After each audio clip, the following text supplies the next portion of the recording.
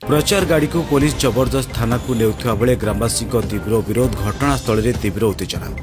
चेंडीपदा थाना कोसला गाँव में उत्तेजना ग्रामवासी और पुलिस मुहांमुही होता देखा मिली। गाँ मध्य कोयला गाड़ी चलाचल को विरोध कर नूतन बाईपास रास्ता निर्माण दाबी में 21 दिन है कोसला ग्रामवासी धारणा जारी रही। आज धारणा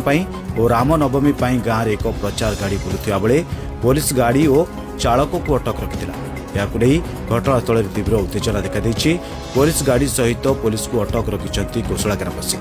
चेंडीपदा पुलिस प्रचार गाड़ी को अटकाई जोर जबरदस्ती भाव में चेंडीपदा थाना को नेबा प्रयास करुवा बेले ग्रामर शताधिक पुरुष और महिला यह